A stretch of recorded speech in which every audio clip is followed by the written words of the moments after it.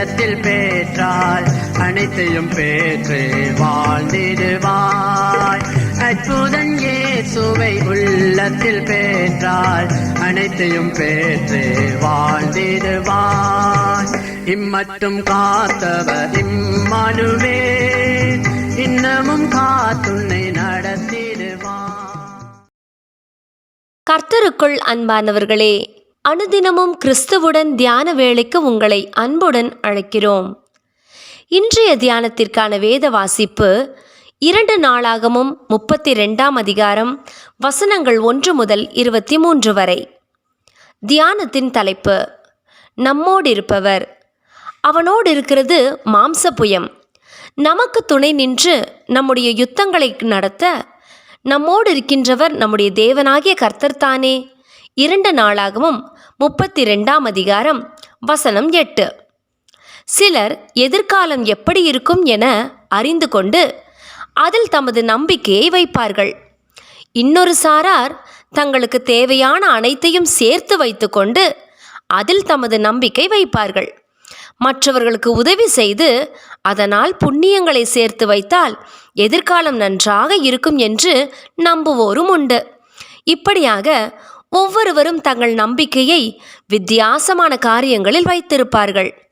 ஆனால் இங்கே எசேக்கியா ராஜாவின் நம்பிக்கையோ தேவனாகிய கர்த்தர் மேல் மாத்திரமே இருந்தது.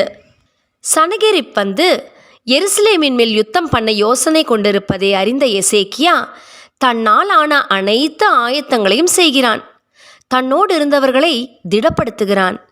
நீங்கள் திடன் கொண்டு தைரியமாயிருங்கள், அவர்களோடு இருக்கிறவர்களை பார்க்கிலும் நம்மோடு இருப்பவர்கள் அதிகம் என்கிறான். அது மட்டுமல்லாமல் அவனோடு இருக்கிறது மாம்சபுயம், ஆனால் நமக்கு துணை நின்று நம்முடைய யுத்தங்களை நடத்த நம்மோடு இருக்கிறவர் நம்முடைய தேவனாகிய கர்த்தர்தானே என்கிறான். யுத்தத்திற்கு தன்னால் ஆன எல்லாவற்றையும் செய்த எசேக்கியாவின் நம்பிக்கை அவனது பலத்தில் அல்ல, தேவனாகிய கர்த்தரின் மேலேயே இருந்தது. இது போலவே தான் நாமும் இருக்க வேண்டும். எந்த ஒரு காரியத்துக்கும் நம்மால் செய்யக்கூடியவற்றை செய்துவிட்டு பின்னர் மற்றவற்றை கர்த்தர் பார்த்து கொள்வார் என்று சொல்லி அமர்ந்திருக்க வேண்டும். இன்று அநேகர் தங்களால் செய்ய முடியாத ஒரு காரியத்தை பற்றி மீண்டும் மீண்டும் யோசித்து அதனால் மன விரக்திக்குள் தள்ளப்பட்டு போவதுண்டு. இன்னும் சிலர் எதையுமே தாங்கள் செய்யாமல் கர்த்தரே எல்லாவற்றையும் பார்த்து கொள்வார் என்று சொல்லி சோம்பேறிகளாய் தங்கள் காலத்தை ஓட்டுவதுண்டு. தேவ பிள்ளையே, இவை இரண்டுமே கூடாது. தேவன் நமக்கு ஞானத்தை தந்திருக்கிறார்.